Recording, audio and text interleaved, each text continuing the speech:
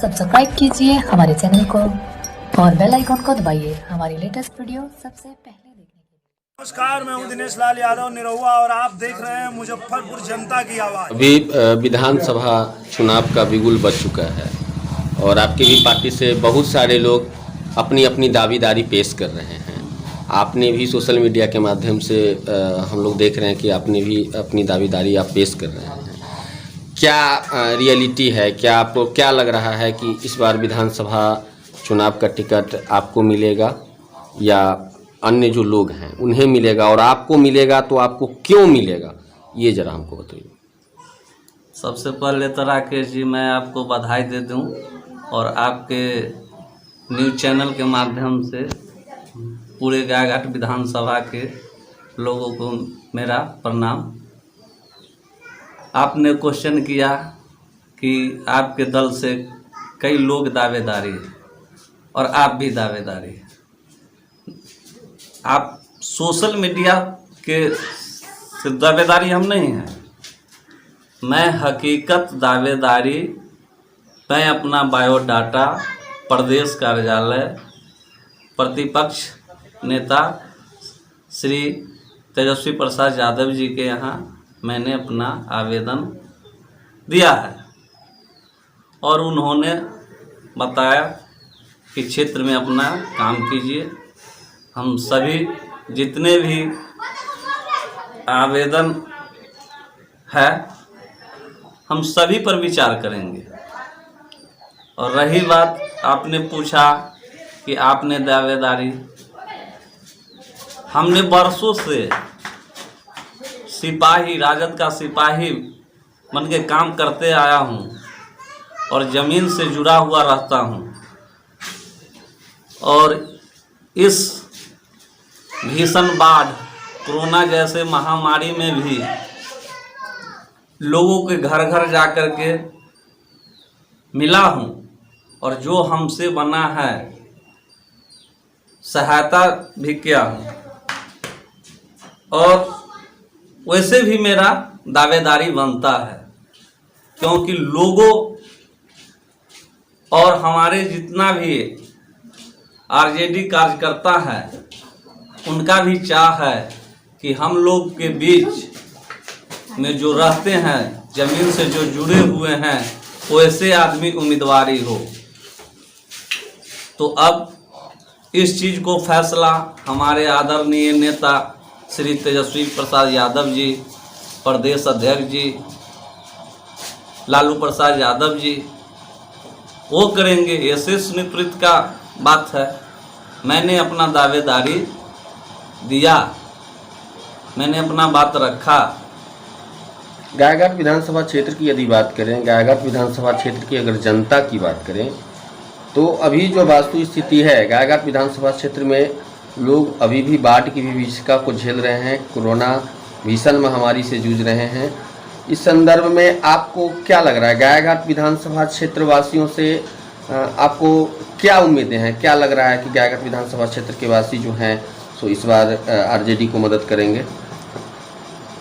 इसलिए करेंगे कि गायघाट ही विधानसभा में नहीं, पूरे बिहार की मैं बात कर रहा हूँ।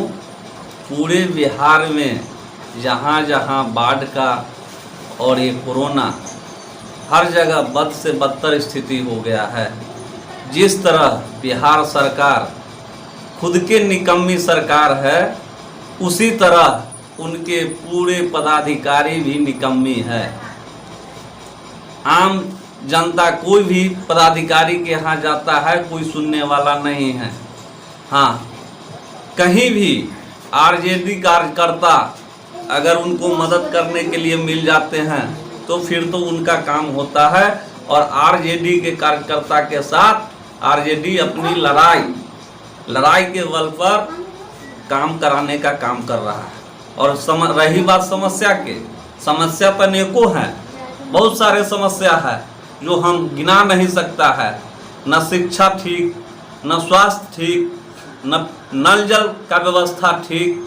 ये जो मूल रूप से जो ये 4-5 चीज़ें है वो कहीं पर व्यवस्था नहीं है, सिर्फ हवाबाजी है। ऐसे इस कोरोना काल में भी, इस बाढ़ के भी भीषण बाढ़ में भी एक भी कहीं पे नजर नहीं आए, न बीजेपी के कार्यकर्ता कहीं नजर आए, न जदयू के कार्यकर्ता आए, क्योंकि उन लोग को कोरोना का डर था। तो कोरोना तो वो लोग खुद हैं, कोरोना वो लोग खुद है, कहीं भी नहीं। हर जगह हमारे आरजेडी का जितने भी कार्यकर्ता भाई थे, वही हर जगह जहां जहां जिसकी जितना अपनी क्षमता उस हिसाब से लोगों को मदद पहुंचाने के काम किया है। मैं दावे के साथ कहता हूं कि आप कहीं भी किसी भी क्षेत्र में आप अपने पत्रकारिता करते हैं, आप हमको बता दीजिए कि अमुक जगह पर बीजेपी के कार्यकर्ता हो या उसका एमएलए हो या जदयू का एमएलए हो या कार्यकर्ता हो, लोगों को मदद पहुंचाने का काम किया हो, कहीं नहीं। तो इसलिए ये राज्य सरकार ये पूरी तरह से फेलियर है। झूठा वादा, सपना दिखाना, लोगों को वोट को ठगने का काम कर रहा है और हमारी जनता भोली भाली है। ये जनता के साथ बहुत बड़ा धोखाधड़ी कर रहा है सरकार, उसके रोजगार छीन रहा है। आने वाले जो 40 साल पूर्व जो गरीबी थी उससे भी बदतर हाल होने जा रहा है।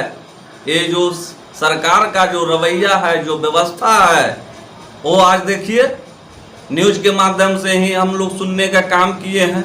हमारे देश का जीडीपी कहाँ चला गया, उस जीडीपी से अंदाज लगाइए हम कहाँ जा रहे हैं, हमको कहाँ लेके जा रहा है ये सरकार। यदि आपकी पार्टी आपको टिकट देती है जी और गायघाट विधानसभा क्षेत्र की जनता आपकी उम्मीदों पर खरी उतरती है और जनता यदि आपको चुनती है, तो आप गायघाट विधानसभा क्षेत्र में किन किन चीज़ों में सुधार लाएंगे, इस पे थोड़ा सा प्रकाश डालें। मेरी गायघाट में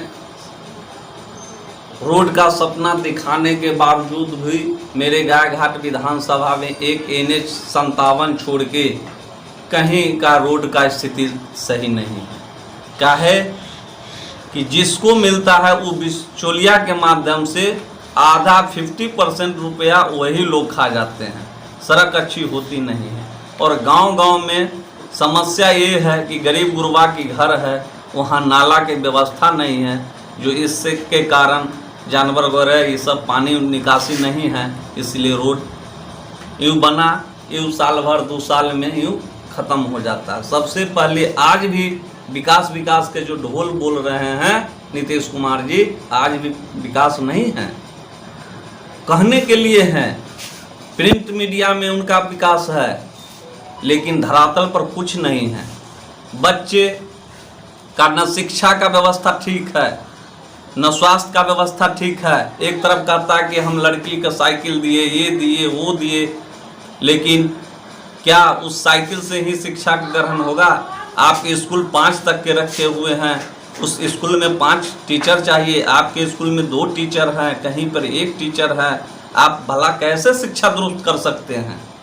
तो इसलिए हम दौर क्षेत्र में जब भ्रमण करते हैं तो अनेकों समस्या लोग अपने अपने बताते हैं। जैसे आज भ्रमण किए मोहनपुरे इस सब में गए तो वहाँ लोगों का बाढ़ के कारण घर गिरा हुआ है, चारी लगा के, उसको कोई सुनने वाला नहीं है।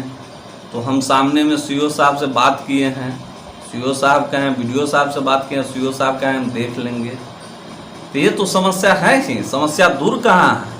क्षेत्र में शिक्षा व्यवस्था की क्या स्थिति है और आप यदि यहाँ से चुनाव जीतते हैं तो शिक्षा व्यवस्था में क्या क्या सुधार होगी, इस विषय पूछो। देखिए,